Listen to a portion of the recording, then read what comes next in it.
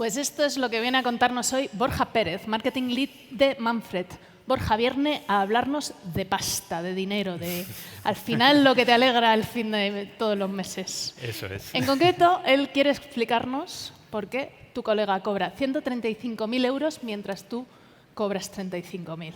Un aplauso fuerte para Borja.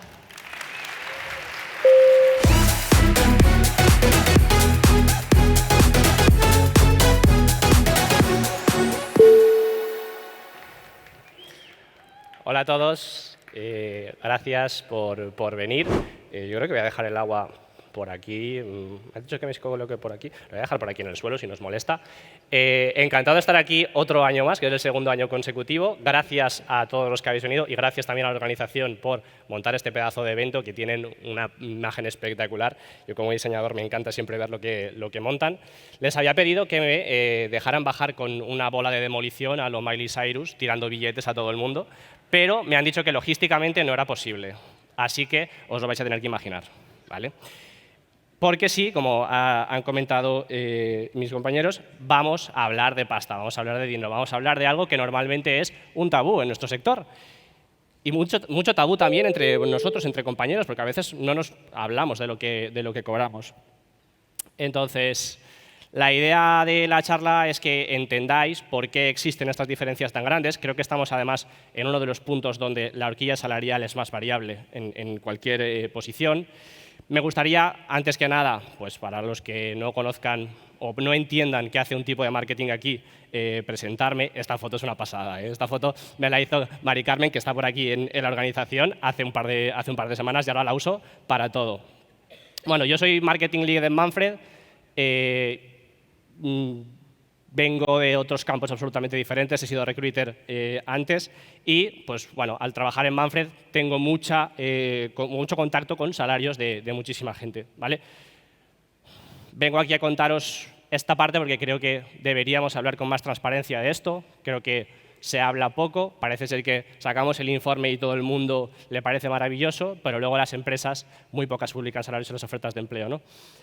Yo, en mi día a día, hago muchas cosas, digo que hago marketing, pero la realidad es que estaría más bien entre una especie de DevRel, Community Builder. Hago cosas para que la gente como vosotros, que podéis ser candidatos en algún momento, y también las empresas, encuentren valor y les sean cosas útiles, ¿vale? Dentro de esas cosas publicamos informes salariales, publicamos calculadora salarial, publicamos el Tech Career Report. Y me gustaría contaros de dónde salen esos datos, para que entendáis también la veracidad que puede haber dentro de lo que vamos a hablar.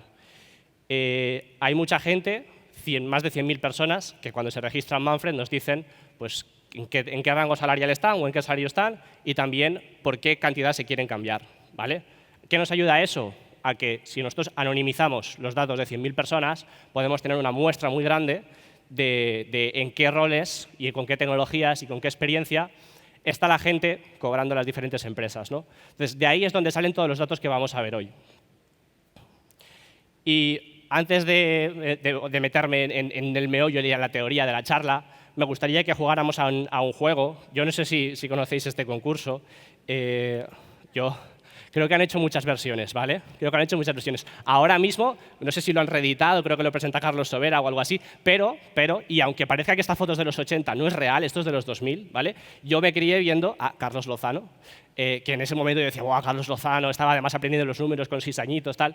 Carlos Lozano, que menudo personaje, o sea, ahora mismo, como dirían Facu Díaz y Miguel Maldonado, cancelati con tomati, o sea, este señor, persona non grata. Pero sí que es verdad que yo me crié viendo esto y me gustaría haceros esa pregunta de cuánto creéis que vale vuestro trabajo.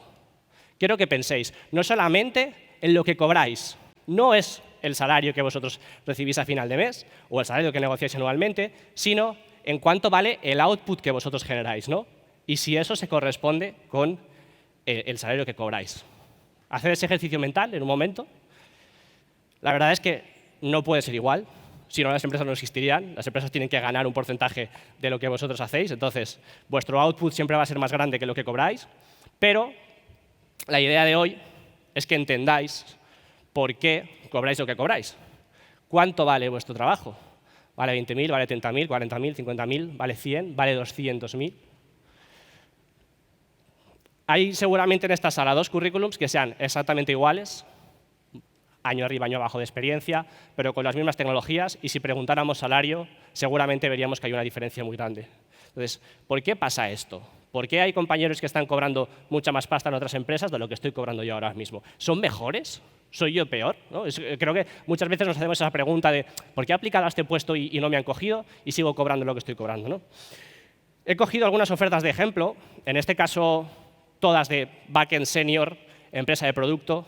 Emilio, te he visto por ahí, estás por ahí, hay una oferta de mercado en Altec aquí. Bueno, son todas más o menos similares en requisitos, ¿vale? Senior a partir de 7, 10 años de experiencia. Como veis aquí, la primera hasta 42.000, la segunda entre 50 y 70, la tercera, no conocía Swiss Re, pero parece que son una aseguradora suiza, entre 60 y 100. Y luego tenemos a los chavales de Revenue Cat montando empresas desde San Francisco, pero contratando en España con $220.000, 220.000 pavazos para un backend. Y tú dirás, ¿hay mucha diferencia entre alguien que trabaja en Nixel y alguien que trabaja en Revenue Cat? Por gente que conozco, la realidad es que no. Técnicamente pueden ser exactamente iguales. No hay una diferencia tangible que digas tú, ¡buah, esta gente son unos auténticos cracks!, ¿no? Entonces, es un error pensar que en todas partes os van a pagar igual. O que puedo hacer un cambio y solamente pues, subir 5.000 euros, ¿no? O que puedo hacer un cambio y querría optar a esa empresa que me parece como súper ideal, pero no lo hago. Creo que tenemos que cambiar un poquito ese chip y entender que vuestro salario no solo depende de vuestras habilidades técnicas. Y pongo solo porque tampoco vamos a ser ingenuos, sí que depende de vuestras habilidades técnicas. Que seáis buenos programadores, buenas programadoras, que seáis buenos en sistemas y en infraestructura, es una parte de vuestro salario, pero luego hay otra parte que vosotros no controláis, ¿vale? Que es el mercado, amigos. Tu salario depende del mercado, del producto, de la cultura, de la empresa. Y cuando hablo del mercado, quiero que entendáis qué significa el mercado. El mercado de España, a nivel software, pues seremos unos 40 y pico mil millones de personas. ¿40 y pico mil? 40, no, o sí, o no. 47 millones de personas. O no lo tengo muy claro. 47 millones, ¿verdad? ¿Verdad? Pues una cosa por ahí, ¿no? Si hablamos del mercado hispanohablante, subimos bastante más, porque entra toda América Latina también. Pero si hablamos, por ejemplo, del mercado anglosajón, posiblemente estamos hablando de prácticamente todo el mundo, porque el inglés se popularizó durante mucho tiempo como el idioma de referencia, ¿no? Entonces, que una empresa se dedique a un mercado o a otro implica que su volumen de facturación puede ser muy diferente. Entonces, la gente que está trabajando en un mercado global recibe una cantidad de ingresos mucho mayor y, por lo tanto, los salarios que pueden pagar muchas veces también son mayores. Y ojo con esto, porque hay empresas también que son nacionales, que están haciendo cosas internacionales, pero tampoco digas tú que están pagando salarios muy altos, ¿no? Depende mucho también del producto. No es lo mismo trabajar en banca que trabajar en un SaaS, de tecnología concretamente, y de la cultura de la empresa, que es lo que os decía. Muchas veces tú puedes generar una barbaridad de dinero, pero que la empresa te siga pagando más o menos lo mismo, pues porque saben que nadie se queja, que nadie se va, que pueden reponer a la gente de manera relativamente fácil, ¿vale? No lo podéis controlar. La parte que sí podéis controlar es la parte técnica. La buena noticia es que hoy vamos a hablar de por qué pasa esto y cómo nosotros podemos actuar en referencia, ¿vale? Las empresas se pueden categorizar y eso es un poco lo que quería enseñaros. Podemos dividirlas en 3 grupos muy grandes, ¿vale? Esto es lo que vamos a ver hoy a nivel teórico.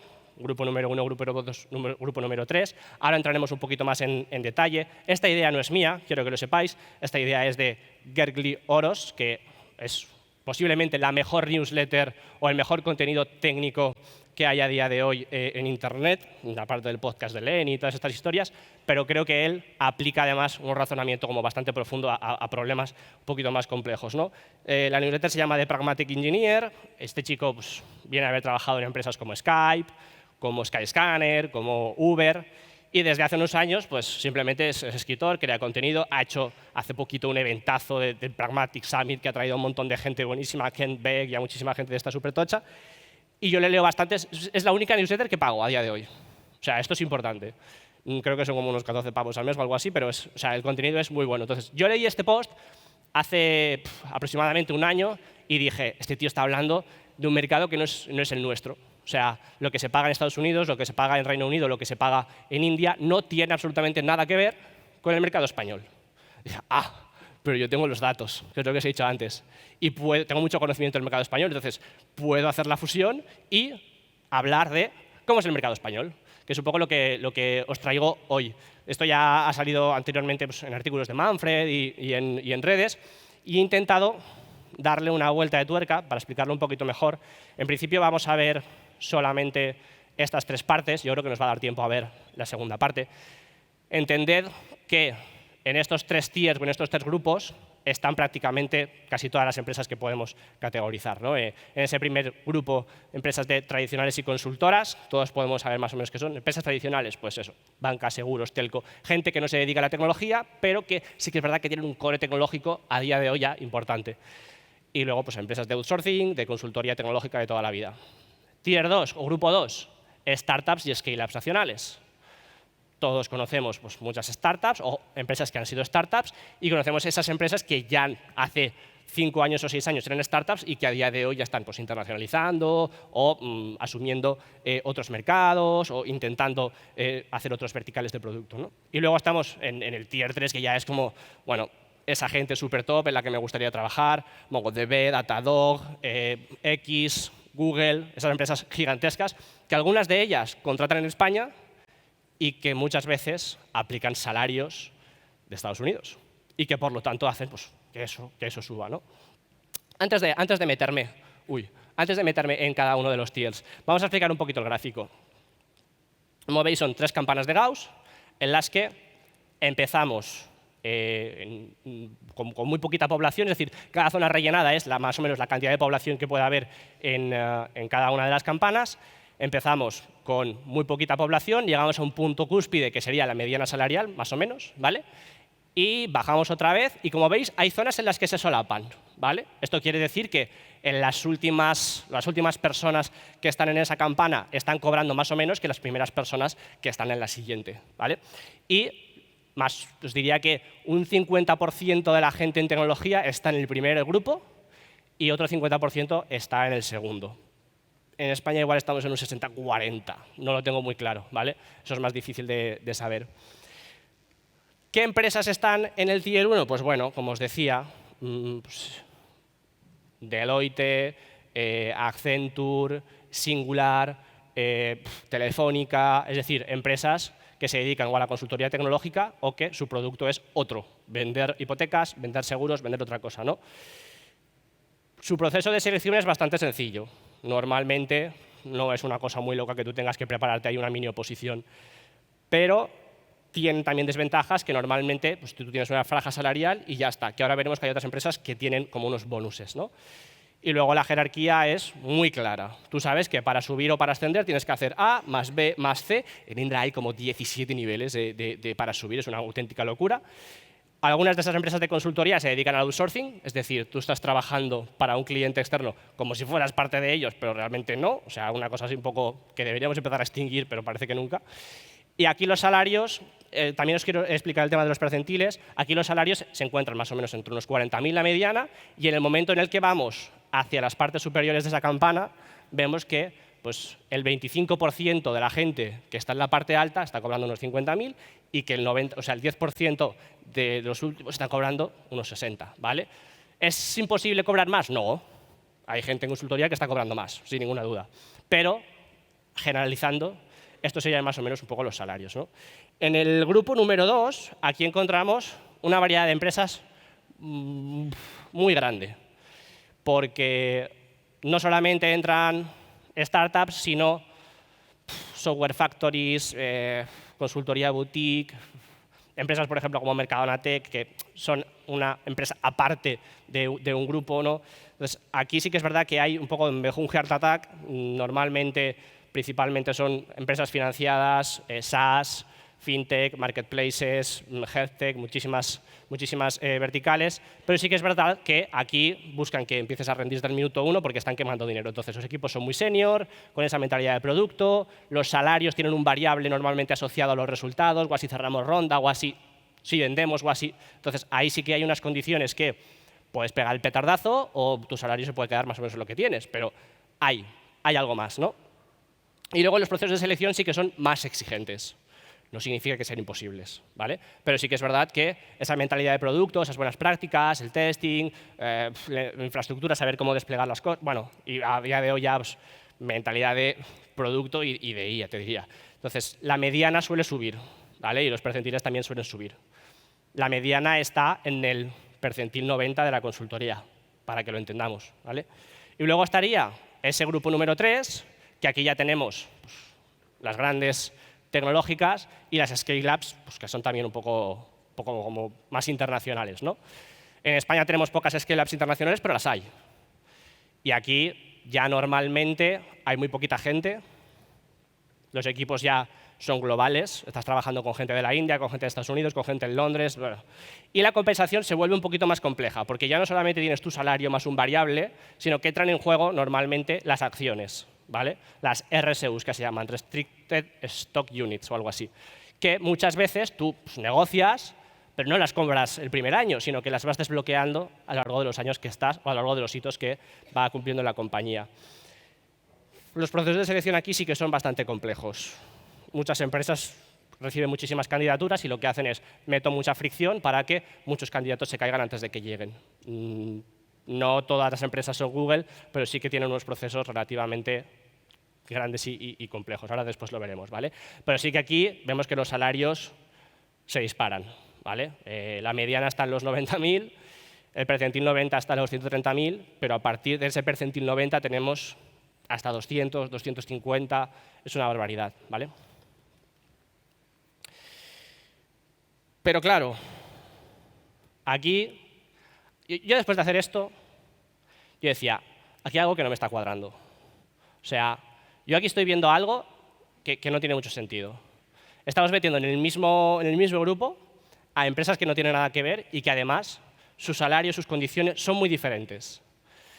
Claro, por ejemplo, en este caso he puesto Mercadona, pero podríamos estar hablando de Mercadona Tech. No tiene nada que ver con una consultora. Sus salarios no tienen nada que ver. Lo mismo pasa dentro de las startups o las scale-ups nacionales que tenemos. Una startup no está pagando lo mismo que Factorial a día de hoy. Y dije, vale, creo que para el panorama español y con los datos que tengo, podemos hacer una clasificación un poquito más compleja.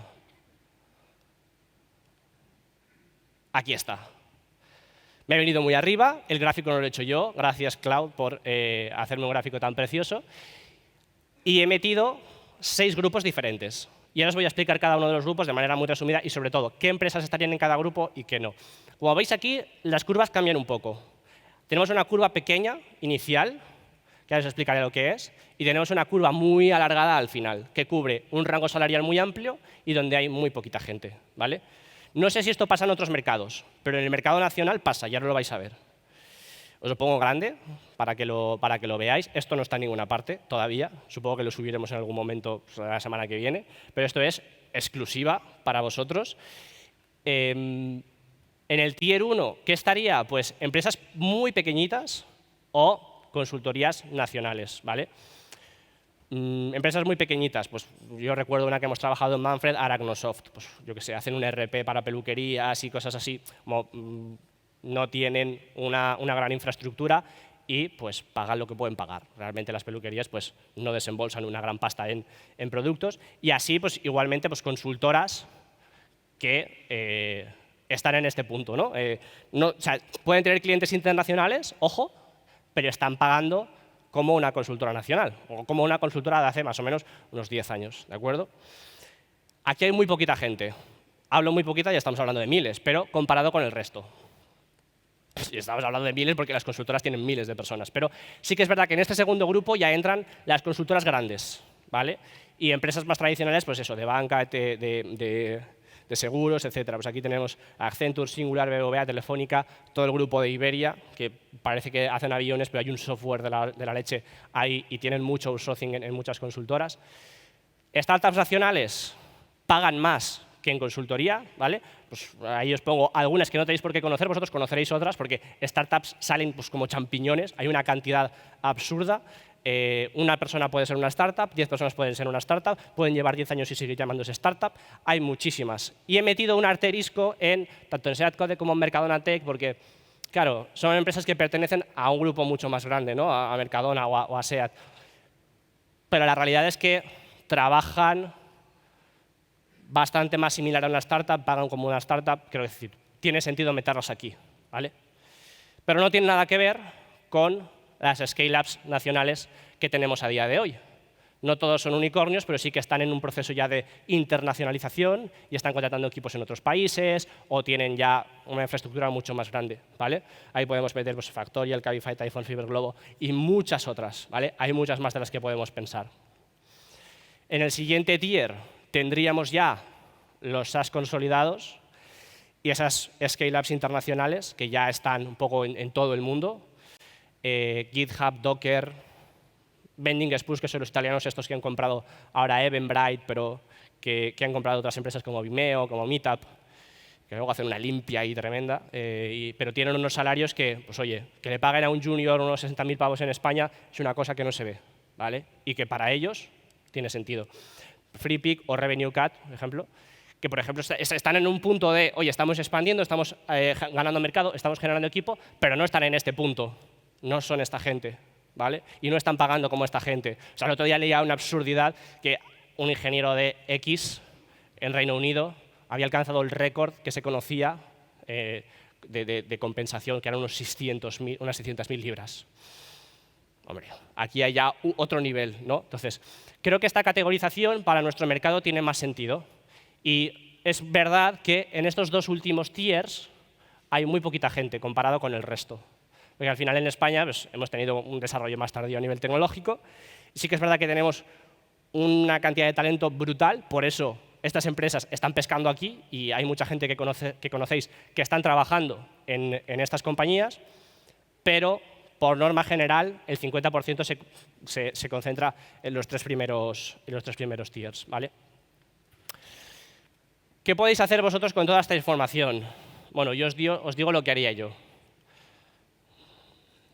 Nacionalizar todos los recursos para que todos cobráramos lo mismo. Pero, como es imposible hacerlo, os digo que esto es información que normalmente nadie te cuenta, porque sí que es verdad que son cosas súper obvias, pero que nadie te dice, oye, esto funciona así. Entonces, creo que es la visión para vuestra carrera, no solamente para vuestro próximo movimiento, sino para el resto de vuestra carrera. Y luego os ayuda a moveros entre tiers, ¿vale? Os ayuda a moveros entre los diferentes grupos que hemos visto.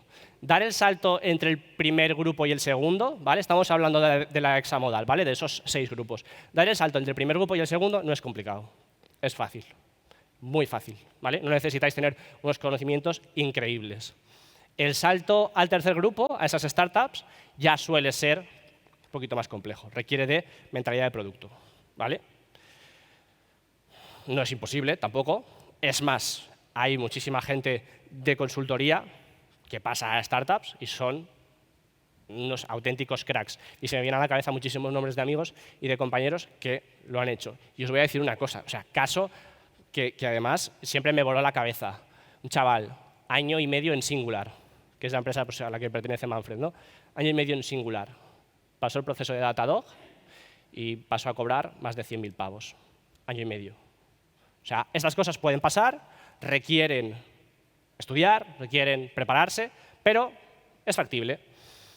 El salto al tier 4, que ya son esas scale-ups nacionales, aquí ya inevitablemente vas a necesitar inglés, vas a necesitar un buen nivel técnico, controlar todo el ciclo de vida de desarrollo del software, ¿vale? Desde las especificaciones hasta que pasa a producción, luego la solución de bugs, etc. Tener también bastante claro esa parte de diseño de sistemas, que yo creo que es muy importante y que luego te sirve para el resto de los tiers.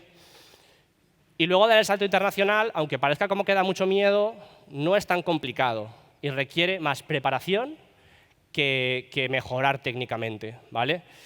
Aquí os diría que a veces es casi como preparar una mini oposición, ¿vale? Son procesos de 7 fases en los que vas a tener igual 2 o 3 pruebas técnicas, en los que vas a tener una entrevista de diseño de sistemas seguramente, que hay empresas pues, que te van a dejar usar la IA y otras que no, pero requiere ponerte y decir, vale, esto es el sistema con el que trabaja esta gente de entrevistas. Si queréis dar el salto internacional, yo os recomiendo 2 cosas. Primero, esta entrevista que le hice a Daniel Blanco, que está en MongoDB ahora mismo, pero antes estaba en Salesforce. Este chico se preparó muy bien y da muchos consejos en el vídeo de cómo prepararse esas entrevistas.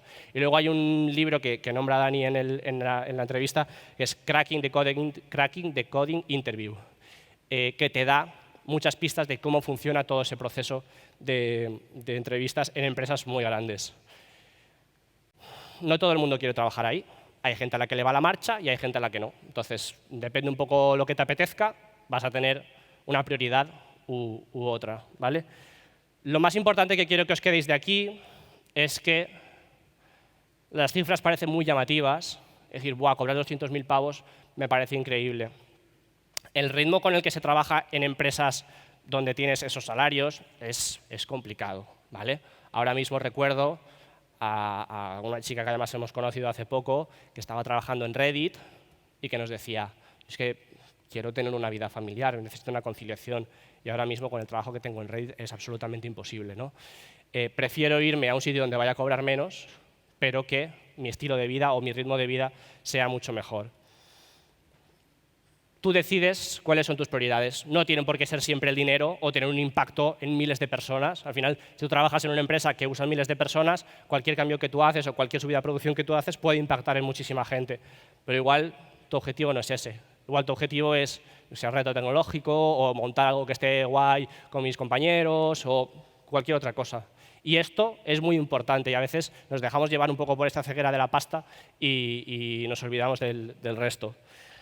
Y luego tenemos que tener muy claro que esto es una pirámide. Como habéis visto, las curvas acaban haciéndose cada vez más pequeñas. No todos podemos ser managers, no todos podemos trabajar en las empresas más top del mundo. Y también tenemos que entender, pues oye, que habrá gente que se preparará a esto muchísimo y que nosotros igual pues no estamos dispuestos a dedicarle 2 horas todos los días durante 3 meses a preparar los procesos de selección que tienen estas empresas, ¿no? Entonces, ahí, al igual que os he pedido que hagáis la primera reflexión de cuánto vale mi trabajo, quiero también que cuando penséis en quiero cobrar mucha más pasta o estamos en un momento de revisiones salariales, pues me han dado la subida que yo pedía, me voy. Yo creo que también penséis o que reflexionéis en oye, ¿qué estilo de vida quiero y si encaja con la compañía en la que quiero estar, ¿no? A partir de aquí, con toda esta info, pues podéis tomar mejores decisiones, lo cual siempre está bien porque las decisiones informadas son mejor que las decisiones que tomamos un poco por instinto, ¿no? Pero, sobre todo, vais a poder tener más dinero, que eso es lo importante. Así que aquí termina mi charla. Muchas gracias a todos.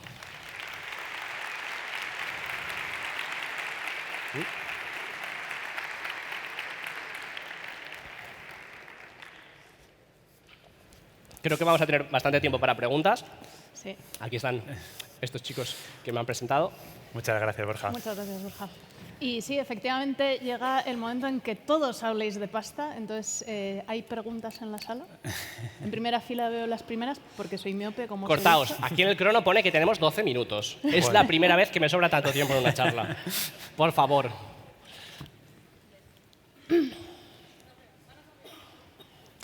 Sí, perdón. A ese no le des el micrófono, que nos la lía seguro. Oye, Antonio. Gracias, Borja, por poner esto sobre la mesa. Lo primero, una aclaración sobre los salarios. Si es el salario base o el total compensation, esto con RSUs y tal. Hablamos de salario base. Vale. O sea, es imposible saber muchas veces qué se negocia. O sea, normalmente estamos hablando de salario base, que es lo que viene en las ofertas o lo que acaba después en Glassdoor, Levers for Your Interest, cosas así. ¿Vale? Bueno. Y la otra es más un poco ahí filosófica de qué opinas de que te estén dando un salario de Estados Unidos ¿Sí? cuando el coste de la vida aquí es menor, si está bien, si está mal, si deberíamos equipararnos siempre a algo a lo mejor, pero no tengo los recursos necesarios. Es una pregunta muy filosófica. Te lo sé. Es una pregunta He muy avisado. filosófica. Claro, aquí yo te diría, por ejemplo, GitHub adapta a los países el salario. ¿De acuerdo? Es que es una pregunta también que incluye un componente muy social de, oye, pues, generar salarios muy altos puede generar una descompensación muy grande en determinadas personas y en determinados países, etc. Yo aquí muchas veces lo que pienso es, el salario debería ser el mismo para cualquier persona que esté trabajando en el mismo rol, en cualquier sitio, ¿vale? Si tú aportas lo mismo, debería ser más o menos igual, ¿vale? Es muy complicado y aquí depende mucho de cada empresa. A mí el cuerpo me pide que sea el mismo. Pero claro, luego hay empresas que lo hacen y empresas que no. Es una movida tener que adaptarlo después, porque cada legislación de cada país es una historia. Además, tienes que tener muy claro cuándo sube el salario, cuándo no. Quiero decir, hay que tener ahí una persona pendiente de esa compensación, pero no te puedo dar una respuesta clara. Es decir, mis opiniones normalmente son controvertidas y no las quiero dar aquí. Gracias. Si nos ponemos filosóficos, esto yo creo que Sócrates dijo algo de que si estás en España cobrando un sueldo de Estados Unidos, pues mejor, ¿no? Claro. Pero es por profundizar en el asunto. Una de las cosas que están pasando y que me parece muy llamativo es que hay muchas empresas nacionales que están perdiendo talento porque vienen empresas de fuera y te ponen la pasta encima de la mesa. Quiero decir, tú tienes que ver también por tu futuro, por lo que te apetece, por lo que quieres. Normalmente el reto tecnológico es muy diferente y ahí pues, a veces ni las empresas españolas a veces no tienen opción tampoco de competir. Es decir, estamos hablando de una consultora que está pagándote 40.000, pero ellos le están cobrando al cliente 60.000 y a ti te han puesto 70 o 80 encima de la mesa. Pues ellos no te pueden pagar mucho más porque si no se quedan sin margen. Entonces, ahí es muy complicado, es muy difícil. Más preguntas por ahí. Venga. Bueno, yo tenía una pregunta porque aunque ya todos sabemos que por ley no se debería, pero sí que creo que hay un sesgo de género en el salario. Sobre todo yo creo que, bueno, ya experiencia personal y tal, pero probablemente tú sepas especificar más y me encantaría que especificaran más. Yo creo que muchas veces proponen rangos salariales, ¿no?, dentro de una misma oferta donde al final tú negocias personalmente. Y bueno, hay muchos elementos que influyen en qué precio tú pones a tu trabajo. Y ahí hay mucha movida por detrás. Y bueno, me gustaría saber un poco más información sobre ese sesgo, si vosotros lo habéis estudiado, sobre todo cuando la gente pone cuánto está cobrando actualmente en su posición de cara a las ofertas. Es que Entonces, me metéis en unos fregados, tío. Es que, claro.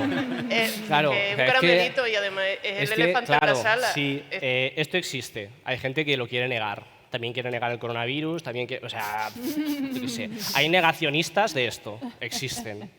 Espero que no estén aquí, por favor. Todos los años lanzamos un informe en el que una sección va solamente dirigida a la brecha salarial que existe entre hombres y mujeres. Mínimo, normalmente hay una media de 10.000 euros de diferencia en todas las posiciones para todos los roles. El único rol en el que más o menos hay un salario similar es en diseño de producto. Y estamos hablando de que junto con QA es el salario más bajo. Entonces, conforme se va subiendo en experiencia y conforme se va subiendo en, te diría, el liderazgo, la brecha se aumenta mucho más, ¿vale? En roles de engineering manager, directores de ingeniería, tech leads, ahí estamos hablando de una brecha de más de 10.000 muchas veces, y luego en el resto de roles pues sí que puede estar entre 6.000 y 7.000. Existe. Vale. Y por perfilar más, ¿también habéis hecho estos mismos estudios con cuestiones de raza o de otro tipo de marcadores? No. Y aquí te tengo que contar el porqué. Recogemos datos... Es dato sensible, yo lo sé. Claro, decir, que hay cosas que... recogemos datos que son necesarios para nuestro trabajo y el género no está. Entonces, el género lo inferimos con una API que a partir de los nombres, y además incluimos el porcentaje de error que puede haber y la gente que se ha quedado fuera y la que no. Es decir, entendemos que la información aporta más que no hacerlo, ¿vale? Entonces, ahí sí que es verdad que la parte de eso no lo podemos controlar. Ahí sí que no tenemos datos. Genial, gracias. Y perdona por el mal. Nada. Más preguntas. De aquí delante. Hola, cariño. Qué bien Hola. hablas, Borja Corazón. Hemos hablado en esta charla tan chula, que muchas felicidades, porque creo que es un tema efectivamente del que nos encanta hablar, pero que, por lo que sea, se hace muy poco. Y mi pregunta va más relacionada a que hemos hablado de hiring, hemos hablado de contrataciones, pero no hemos hablado de layoffs. Todas estas empresas que pagan tantísimo también tienen un índice de rotación muy alto y que desde hace unos años para acá, y esto es algo que vosotros también habéis sacado en los estudios y hemos visto en charlas, tiene un impacto muy importante en la vida de las personas que eligen apostar por ese proyecto.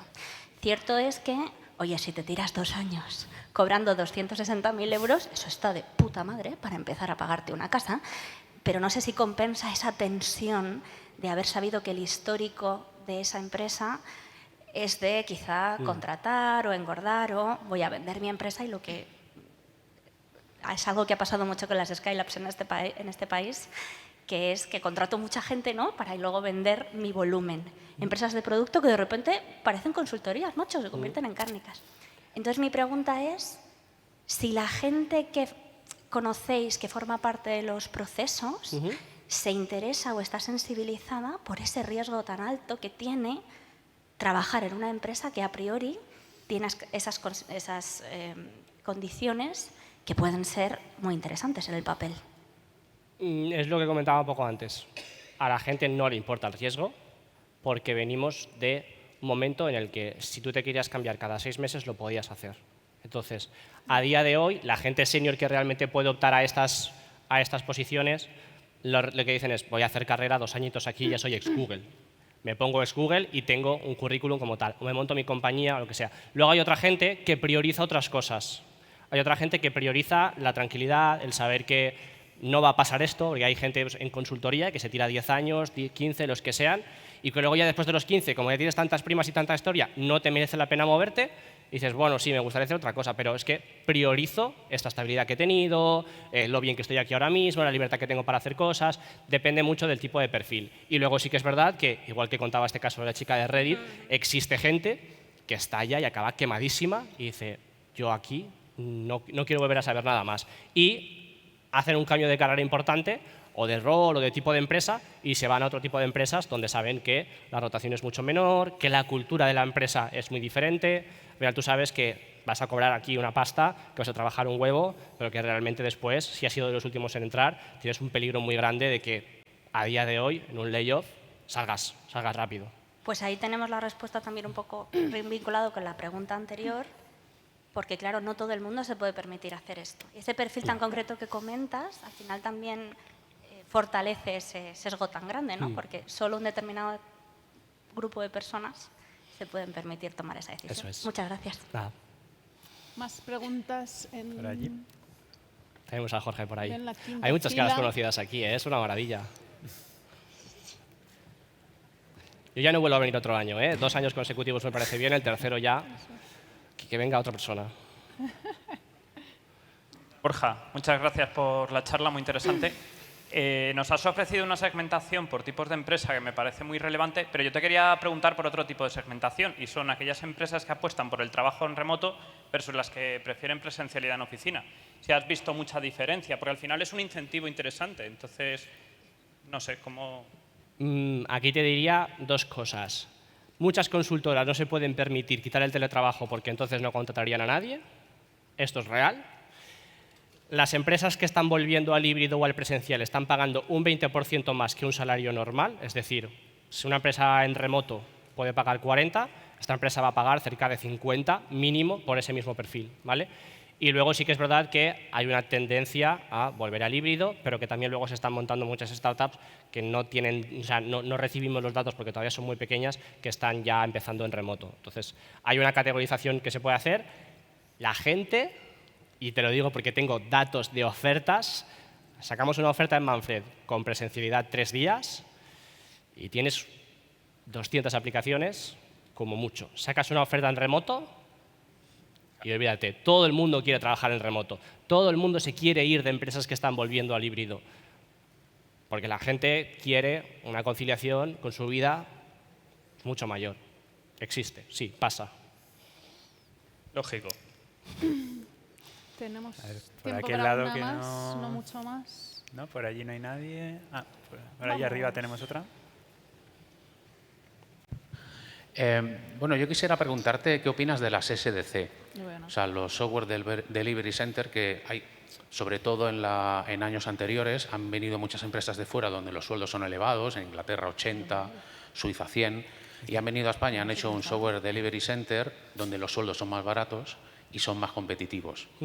Entonces, claro, si nosotros equiparamos el sueldo, ya dejan de ser competitivos y posiblemente se fueran a países como Filipinas o algunos donde hay sueldos más baratos. Tú sigue la cámara. Es que, no, o sea, no me pidáis opiniones, tío. Es que me pedís opiniones y yo no puedo dar mi opinión real. No puedo dar mi opinión real. A ver, aquí les llamamos hubs tecnológicos, porque suena mucho más fancy, ¿no? Entonces, viene una empresa pues, ya te digo, de Reino Unido, de Estados Unidos, de Alemania, y monta un hub aquí. Y para todo el mundo es una alegría, porque realmente generan puestos de trabajo y eso hace que la rueda de la contratación pues, se mueva. Y en momentos como hemos tenido pues, en 2020-2022, donde había una contratación de la leche, era muy complicado, pero en momentos como 2024, 2025, donde se ha tocado un poco suelo en la contratación, que estas cosas pasen, está muy bien, porque hay gente que puede dar ese salto. ¿Qué pasa? Pues que hablamos de lo mismo, se generan desigualdades, ¿no? Es como, vale, voy a montar el equipo en España porque me cuesta muchísimo menos que en Alemania. Pero igual que ha pasado con nosotros, y te puedo decir, hace un par de años hicimos una oferta para una empresa automovilística que tiene varias fábricas aquí en España y decidieron irse a Rumanía porque era más barato, ¿vale? Montar el hub tecnológico allí. A día de hoy ya no está pasando eso. A día de hoy hay muchas empresas que están haciendo ese estudio, están diciendo, oye, pues ya no me merece tanto la pena montar el hub en Rumanía. Para más o menos lo mismo me voy a España, que hay mucha mejor infraestructura a nivel de logística, etc.